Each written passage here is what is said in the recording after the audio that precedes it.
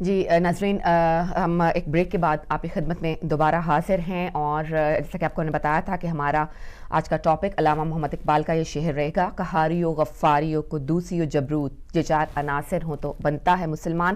اور ہم نہایت مشکور ممنون ہیں کہ آج ہمارے بہت ہی محترم گیسٹ جنہوں نے ہمارے لیے ٹائم نکالا صحیح طور پر اس شعر کا مفہوم سمجھانے کے لیے، تاکہ اقبال جو ہمیں اس کے مقصد اور بات سمجھانا چاہتے تھے وہ ہم سمجھ سکیں۔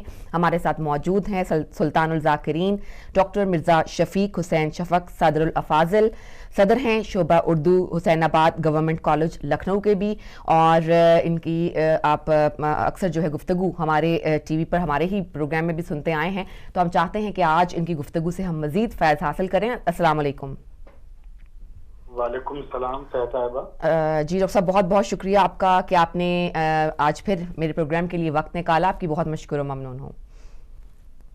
میں سب سے پہلے تو ہدایت ٹی وی کے ناظرین کی خدمت میں سلام پیش کرتا ہوں جی، اور آپ حضرات کا بھی مشکور ہوں کہ آپ بار بار مجھے سامعین سے روبرو ہونے کا موقع فراہم کرتے ہیں اور میری بات لوگوں تک پہنچتی ہے آپ کے چینل کے توسط سے۔ جی بالکل ڈاکٹر صاحب، جب میں نے یہ شعر ٹاپک کے طور پہ سوچا تو مجھے سب سے پہلے آپ کا ذہن میں آیا کہ آپ سے بہتر اس کو جو ایکسپلین ہے وہ کوئی نہیں کر سکتا۔ یہ تو آپ کی عزت افزائی ہے، میں تو ایک بہت معمولی سا طالب علم ہوں تاریخ کا۔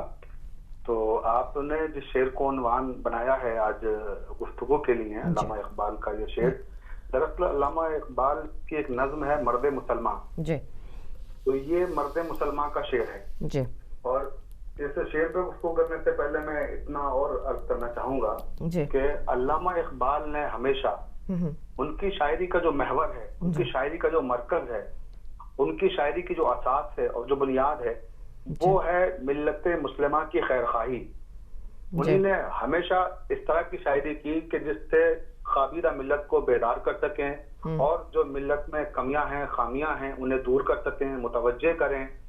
اور ہمیشہ ان کی شاعری میں آپ دیکھیں گے کہ کچھ استعارے بڑے مخصوص ہیں، جو استعارے بار بار ہمیں مہمیز کرتے ہیں، ہمیں ہمارے ماضی کی طرف کبھی وہ مائل کرتے ہیں اور یاد دلاتے ہیں کہ دیکھو تم وہی مسلمان ہو جن کا اتنا شاندار ماضی تھا۔ اس کے لیے خاص طور سے مسجد قرطبہ کا ذکر کرنا چاہوں گا میں۔ ان کی نظم ہے مسجد قرطبہ، بڑی شاندار نظم ہے، بے نظیر نظم ہے، اس کی جتنی تعریف کی جائے گی وہ کم ہے، لیکن وہ ہمارے اس وقت موضوع کا حصہ نہیں ہے، تو اس لیے ہم اس پہ گفتگو نہیں کریں گے۔ بس خالی اشارہ کر رہا ہوں اور نوجوانوں سے درخواست کروں گا کہ جنہوں نے اس نظم کو نہیں پڑھا ہے تو وہ ضرور پڑھیں۔ بہت ہی حسین، بہت ہی خوبصورت نظم ہے جو ہمیں ہمارے ماضی کو یاد دلاتی ہے کہ ہم کون لوگ ہیں اور ہمارے آباء و اجداد کون تھے، ہم نے کس طرح کے کارنامے انجام دیے ہیں۔ تو اقبال ہمیں ماضی میں لے جاتے ہیں اور ماضی میں لے جا کے ہمیں یہ یاد دلاتے ہیں کہ ہم اس وقت کیا ہیں اور ماضی میں کیا تھے، گزرے ہوئے زمانے میں کیا تھے۔ تو ہمیں عظمت رفتہ کو بحال کرنے کی بار بار وہ اپنی شاعری میں دعوت دیتے ہیں، اور ان کا مخصوص استعارہ ہے مرد مومن۔ تو وہ شاہین ان کا استعارہ ہے۔ بالکل، یہ مرد کامل ایک انہوں نے کانسیپٹ پیش کیا اپنی شاعری میں کہ مرد کامل کون ہوتا ہے۔ تو مرد کامل کون ہے؟ کوئی الگ کا انسان نہیں ہے، وہ مرد کامل کی شکل میں ایک مسلمان کو دیکھنا چاہتے ہیں بیسیکلی، ایک ایسا مسلمان جو حضرت محمد مصطفیٰ صلی اللہ علیہ وسلم کی امت کا نمائندہ ہو، ایک ایسا مسلمان جو الہی نظام اور الہی قانون کا احترام کرتا ہو، اور احترام اس لیے نہیں کہ صرف خالی نگاہوں کی حد تک کہ ہم نے مطالعہ کیا، پڑھ لیا اور ہم اس کا احترام کرتے ہیں دل سے، نہیں، اس احترام کو جو نگاہوں سے ہم قرآن مجید میں پڑھ رہے ہیں اسے عمل سے ثابت کریں اپنے۔ علامہ اقبال کی شاعری میں عمل کا بھی بہت بڑا حصہ ہے۔ ان کی شاعری ہمیں بار بار وہ ہمیں مجبور کرتے ہیں اور دہراتے ہیں ان چیزوں کو کہ جس سے ہم اپنے اعمال کو درست کریں اور وہ اعمال جو ہمارے ماضی کا کبھی حصہ رہے ہیں ان کے ذریعے سے اپنے حال کو اور مستقبل کو تابندہ اور روشن کریں۔ بالکل بالکل۔ اچھا، اب آئیے شعر کی طرف۔ جی آپ پہلے تو ڈاکٹر صاحب میں چاہوں گی کہ ہم سب تو ظاہر آپ کو کچھ ایسی اردو ہماری بہت اچھی نہیں ہوتی کہ ہم سمجھ سکیں اس کا صحیح، آپ پلیز پہلے ہمیں جو اس کا ترجمہ بتا دیجیے گا، لائک صحیح تشریح کیا ہے، اس کے بعد پھر ایکسپلین کر دیجیے۔ میں اس شعر کو آسان کرتا ہوں۔ جی بالکل۔ یہ ہے قہاری و غفاری و قدوسی و جبروت، یہ چار عناصر ہو تو بنتا ہے مسلمان۔ تو یہ قہاری کیا ہے؟ بیسیکلی قہار اللہ تعالیٰ کی ایک صفت ہے۔ بالکل بالکل۔ تو یہ ساری صفات ہیں اللہ تعالیٰ کی، غفار بھی، قدوس بھی وہی ہے، اور جبار ایک اس کی خصوصیت ہے، جبروت کے ذریعے اس کی طرف علامہ اقبال نے اشارہ کیا ہے۔ تو ان صفات کو جو اللہ کی صفات ہیں وہ بندوں میں دیکھنا چاہتے ہیں. سبحان اللہ. مگر کس شکل میں؟ اب آپ دیکھیں قہار یعنی بہت زیادہ غلبہ کرنے والا زبردست انسان. بالکل صحیح. بالکل قہاری یعنی ایسا انسان دیکھنا چاہتے ہیں ہمیں وہ کہ جو اللہ کی جو صفت قہاری اس قہاری کا مظہر بن جائیں. مگر کس کے لیے ہیں وہ قہر؟ کس کے لیے ہیں؟ وہ طاغوتی طاقتوں کے لیے ہیں, وہ باطل طاقتوں کے لیے ہیں. یعنی اقبال کہتے ہیں کہ باطل طاقتوں کے لیے آپ قہر بن جائیے کہ وہ حق کو دبا نہ سکیں, وہ حق کو پناہ نہ کر سکیں, کیونکہ قہار اللہ کی صفت ہے. اور غفاری یعنی بخشنے والا, غفار سے بنائیے تو غفاری اختیار کیجئے. مطلب کیا ہے؟ اپنے بھائیوں کے ساتھ آپس میں ایک دوسرے کی خطاؤں کو بخش دیں, ان کی غلطیوں کو نظر انداز کریں. ایسا نہ ہو کہ ہم قہار جو دشمنوں کے ساتھ بننے کا حکم دیا گیا ہے, جو باطل کے ساتھ ہمیں قہر ڈھانے کا حکم دیا گیا ہے, وہ ہم اپنے بھائیوں پہ ڈھانے لگیں, وہ ہم اپنے عزیزوں پہ ڈھانے لگیں. تو یہ قہاری کی صفت جو ہے باطل طاقتوں کے لیے, غفاری کی صفت اپنے بھائیوں کے لیے, مومنین کے لیے, مسلمانوں کے لیے کہ ایک دوسرے کے لیے نرم دل بن جاؤ, ایک دوسرے کی خطاؤں کو معاف کرنے کا جذبہ پیدا کرو. اگر کسی سے کوئی غلطی ہو گئی تو یہ نہیں کہ اس سے بس اپنے دل سے لگا کے بیٹھ جائیے کہ اس کو معاف نہیں کرنا, اس کے لیے سخت بن جائیے. حدیث میں آیا ہے کہ مومن کو مومن سے زیادہ مطلب اجازت دی گئی 3 دن سے زیادہ ناراض نہ رہے. 3 دن لمٹ ہے, کوشش کرے کہ فوری طور پر ہی بخش دے اور ناراضگی ختم کر دے. یہ مومن کی ایک صفت ہے. اس کے بعد پھر کہتے ہیں وہ قدوسی و جبروت. تو قدوسی کیا ہے؟ یعنی قدوس اللہ تمام عیبوں سے پاک ہے. یہ اللہ تعالیٰ کی صفت ہے کہ وہ قدوس ہے. تو جب اللہ تمام عیبوں سے پاک ہے تو ظاہر سی بات ہے ہمیں انسان الانسان مرکب من الخطاء والنسیان, عربی کا مقولہ ہے کہ انسان غلطیوں اور خطاؤں کا کروڑ مجسمہ ہے. اللہ تعالیٰ کی ذات ہے بیب, تو ظاہر سی بات ہے ہم وہ قدوس نہیں بن سکتے ان معنی میں کہ بیب ہو, ہمیں کوئی خامی نہ ہو, ہمیں کوئی کمی نہ ہو. لیکن علامہ اقبال یہاں کہنا چاہتے ہیں کہ جو مسلمان بننے کے جو عناصر بتائے ہیں اس میں قدوسی سے مراد ان کا یہ ہے کہ کیونکہ جب ہمارا رب قدوس ہے, بے عیب ہے, تو ہمیں چاہیے کہ ہم اس کے بندے ہیں تو قدوسی اختیار کریں, یعنی برائیوں سے دور رہیں. تو یہاں ہمیں وہ گویا ایک طرف متوجہ کرنا چاہتے ہیں کہ ہم برائیوں کو نہ اختیار کریں, برائیوں سے اپنے دامن کو بچائیں جہاں تک ہو سکتا ہے. اور جبروت تو یہ کیا ہے؟ جبر سے بنا ہے, جلال الہی. گویا اللہ جبار ہے, مگر کس کے لیے جبار ہے؟ وہی گنہگاروں کے لیے, خطاکاروں کے لیے. تو ہم کس کے ساتھ جبر کریں گے؟ ہم کس کے ساتھ جبار بنیں گے؟ انسانوں کے ساتھ جبر بند کرنے کی قطعاً اسلام نے اجازت دی ہے کہ آپ کسی انسان کے ساتھ جبر کریں, خواہ وہ کسی مسلک کا ہو, کسی بھی مذہب کا ہو. لیکن اگر وہ ظالم ہے, اگر وہ خائن ہے, اگر وہ بددیانتی پر آمادہ ہے, تو پھر آپ اپنے جبر کے ذریعے اس کی بددیانتی, اس کی خیانت, اس کے ظلم کو روکیں گے. اس کے سامنے آپ کو جھکنا نہیں ہے. تو یہ 4 عناصر ہو تو بنتا ہے مسلمان, یعنی قہاری ہو, غفاری ہو, ہے نا, قدوسی ہو اور جبروت ہو. جب یہ ساری چیزیں مجتمع ہو جاتی ہیں تو ایک آئیڈیل مسلمان, ایک اچھا انسان, ایک اچھا مسلمان تب بنتا ہے. یہ پوری نظم بڑی خوبصورت, اگر اجازت دیں تو اس کے کچھ شعر. جی ضرور بسم اللہ. علامہ اقبال کہتے ہیں کہ ہر لہجہ ہے مومن کی نئی شان, نئی آن, گفتار میں کردار میں اللہ کی برہان. قہاریو, غفاریو, قدوسیو, جبروت, یہ 4 عناصر ہو تو بنتا ہے مسلمان. ہم سایہ جبریل امی بندہ خاکی ہے, اس کا نشمن نہ بخارا نہ بدخشان. یہ راز کسی کو نہیں معلوم کہ مومن, یہ شعر سنیے کیا خوبصورت شعر کہا ہے علامہ اقبال نے. کہتے ہیں یہ راز کسی کو نہیں معلوم کہ مومن قاری نظر آتا ہے, حقیقت میں ہے پورا. سبحان اللہ, سبحان اللہ, واہ بہت. اور قدرت کے مقاصد کا عیار اس کے ارادے, دنیا میں بھی میزان, قیامت میں بھی میزان. جس سے جگر لالا میں ٹھنڈک ہو وہ شبنم, دریاؤں کے دل جس سے دہل جائیں وہ طوفان. سبحان اللہ. یہ ہے مومن علامہ اقبال کا. آپ دیکھیں یہ ہے مسلمان کہ جس کی شان علامہ اقبال یہ بیان کر رہے ہیں. اور میں یہاں ایک بات اور کہنا چاہوں گا کہ علامہ اقبال نے ہمیشہ اپنی شاعری میں, جب آپ ان کی شاعری کا مطالعہ کریں گے تو دیکھیں گے محبت اور فقر کا سبق دیا ہے. فقر کیا ہے؟ یہ فقر وہ نہیں ہے کہ جسے افلاس کہا جاتا ہے, معاف کیجیے گا, اکثر لوگ فقر کا مطلب افلاس نکال لیتے ہیں, مفلسی والا فقر نہیں ہے. بالکل. یہ فقر ہے اطاعت الہی والا, یعنی اللہ کی بارگاہ میں جاؤ تو ایسے جاؤ بے سر و سامانی کے ساتھ کہ جیسے ہم اس کی بارگاہ میں جب آئے ہیں تو ہم سے معمولی، ہم سے حقیر، ہم سے ذلیل کوئی بندہ ہی نہیں ہے. رب کے سامنے کبھی تکبر اور غرور کے ساتھ نہ جاؤ. تو وہ والا فقر ہے. اور وہ جب محبت کی بات کرتے ہیں اور محبت کا درس دیتے ہیں اپنی شاعری میں، تو محبت سے مراد وہ دھن اور لگن ہے، وہ ایسا جذبہ ہے کہ جس پر وہ چاہتے ہیں کہ عقل اور وسوسے اور بندشیں کبھی غالب نہ آنے پائیں. اور ہمیشہ وہ جب بھی آپ دیکھیں گے ان کے فخر کی بات جہاں بھی کی گئی ہے تو وہ اللہ کی اطاعت کی طرف اشارہ ہے. یعنی کہ ایسا انسان بن جائے مسلمان کہ جو سوائے اللہ کے کسی کے سامنے نہ جھکے، کسی کے سامنے سر بسجود نہ ہو. کسی سے مراد یعنی طاقتیں، وقت کے نمرود اور شداد، اور وہ طاقتیں جو حق کو پناہ کرنا چاہتی ہیں، وہ طاقتیں جو مظلوم انسانوں پہ ظلم کر رہی ہیں، وہ طاقتیں جنہوں نے لوگوں کے حقوق چھین رکھے ہیں. تو ایسے لوگوں کے سامنے ان کی دولتیں، ان کا جاہ و حشم دیکھنے کے بعد ایسا نہ ہو کہ تم سر بسجود ہو جاؤ. تمہیں سر بسجود ہونا ہے تو صرف اللہ تعالیٰ کی بارگاہ، تب سچے مسلمان بنو گے. ایسے لوگوں سے ہمیشہ دور رہیے. اور علامہ اقبال بار بار کہتے ہیں کہ تدبر کرو، تفکر کرو. اگر تدبر و تفکر کے ساتھ عملی راہ پر گامزن ہوگا مسلمان، تو علامہ اقبال کہتے ہیں کہ پھر کبھی بھی انسان کو زوال اور پستی کا سامنا نہیں کرنا پڑے گا. زوال اور پستی کے دلدل میں وہی لوگ پھنستے ہیں کہ جن کے تدبر اور تفکر کرنے کی صلاحیت ختم ہو جاتی ہے.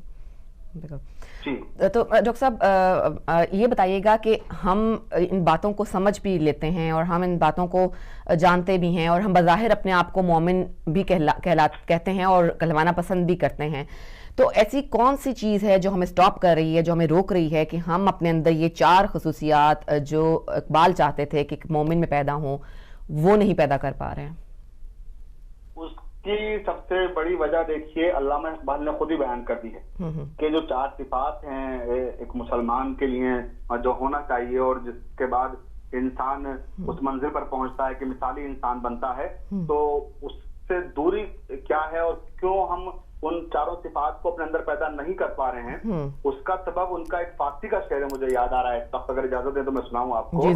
کہ گر تو میخواہی مسلمہ زیستن نیست ممکن جز بقرا زیستن.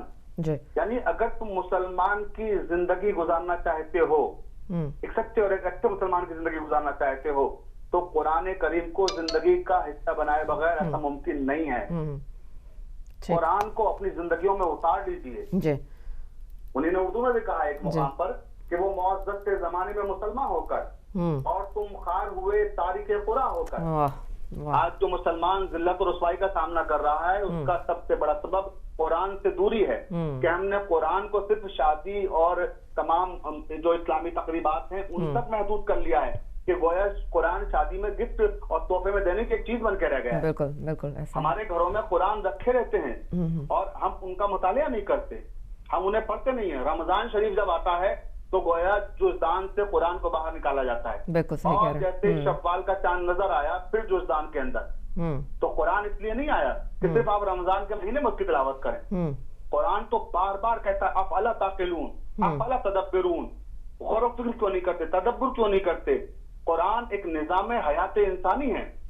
اگر ہم قرآن مجید کے اصول، قرآن مجید کے جو ضابطے ہیں اور قرآن مجید نے جو تہذیب ہمیں سکھائی ہے ہم اسے اپنی زندگی کا حصہ بنا لیں تو یقین جانیے کہ وہی مسلمان جو علامہ اقبال نے کہا ہے قہاری و غفاری و قدوسی و جبروت، یہ 4 عناصر ہو تو بنتا ہے مسلمان، تو ہم واقعی ویسی مسلمان بن جائیں.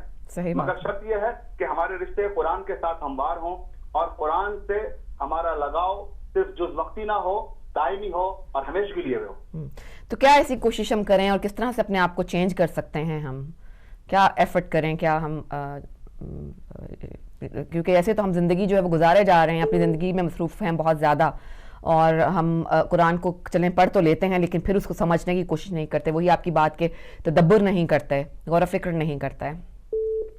دیکھیے اس وقت جب آپ نے کہا کہ ہم کیا ایسا کریں، وہ اس پر مجھے علامہ اقبال پھر یاد آ گئے. ان کی ایک نظم ہے بڑی معروف، شکوہ اور جواب شکوہ. جی بہت طویل نظم ہے لیکن میں اس کا ایک بند آپ کو ضرور سنانا چاہوں گا کہ کیا ہم ایسا کریں اور کیوں ہم ایسا نہیں کر پا رہے ہیں. اس کی وجہ کیا ہے کہ ہم سرخرو ہو سکیں اور ہم ایک عزت دار اور ایک مرد کامل کے کردار میں سامنے آئے زمانے کے. وہ شکوے میں ایک بند کہتے ہیں، اللہ تعالیٰ سے شکوہ کرتے ہیں علامہ اقبال کہ ہم جو جیتے تھے تو جنگوں کی مصیبت کے لیے، ہم جو جیتے تھے تو جنگوں کی مصیبت کے لیے، اور مرتے تھے تیرے نام کی عظمت کے لیے، تھی نہ کچھ تیغ زنی اپنی حکومت کے لیے، سر بکف پھرتے تھے کیا دہر میں دولت کے لیے، قوم اپنی جو زر و مالے جہاں پر مرتی، بت فروشی کے عوض بت شکنی کیوں کرتی۔ علامہ اقبال اللہ تعالیٰ کے حضور یہ پیش کر رہے ہیں کہ ہم تو وہ ہیں جو تیرے نام کی عظمت کے لیے مر مٹے، اور ہم نے تیرے لیے جنگیں کی ہیں، اور ہم نے جو تیغ چلائی تو اپنی حکومت کے لیے نہیں بلکہ اللہ کی حکومت کو قائم کرنے کے لیے چلائی، اور ہم ہر وقت سربکف رہتے ہیں تو کیا ہم دولت دنیا کے لیے، دولت ایمان کے لیے ہم نے سب کچھ کیا ہے، اور اگر ہمیں دولت دنیا کی طلب ہوتی تو گویا ہم پھر بت فروشی کرتے، بت شکنی نہ کرتے۔ اب اس کا جواب دیکھیے اللہ تعالیٰ نے جو دیا ہے، یعنی خود اقبال نے شکوے کا جو جواب شکوہ لکھا ہے، تو اس میں اللہ تعالیٰ خطاب کرتے ہوئے انسان سے کہتا ہے صفحۂ دہر سے باطل کو مٹایا کس نے، صفحۂ دہر سے باطل کو مٹایا کس نے، نوع انسان کو غلامی سے چھڑایا کس نے، میرے کعبے کو جبینوں سے بسایا کس نے، میرے قرآن کو سینوں سے لگایا کس نے، تھے تو آبا وہ تمہارے ہی مگر تم کیا ہو، ہاتھ پر ہاتھ دھرے منتظر فردا ہو۔ سبحان اللہ، سبحان اللہ۔ یعنی ہم کیوں نہیں وہ بن پا رہے ہیں جو اقبال جس طرح کا مسلمان ہمیں دیکھنا چاہتے ہیں، یا قرآن ہمیں جس طرح کا مسلمان اور انسان دیکھنا چاہتا ہے، اس کی وجہ کیا ہے؟ ہمارے یہاں عافیت پسندی پیدا ہو گئی ہے، اور ہم منتظر ہیں ایک دوسرے کے کہ کوئی آئے گا مرد از غیب برو آیت وقار بکنت، یعنی کوئی مرد آئے گا غیب سے، وہ آگے کام کر دے گا، ہمیں یہ کام کرنے کی ضرورت نہیں ہے۔ ملت کے لیے ہم بالکل سنجیدہ نہیں، اپنے اپنے کاموں کے لیے سب کے پاس وقت ہے۔ اگر انفرادی ہمارا کوئی کام ہے تو اس میں کہیں کوئی رکاوٹ نہیں آ رہی ہے۔ جہاں اجتماعی قوم اور ملت کے فائدے کی بات ہوگی تو پھر اس کے بعد ہمیں ڈھونڈنا پڑتا ہے کہ کون ایسا انسان ہے جو ملت کے لیے وقت نکال سکے۔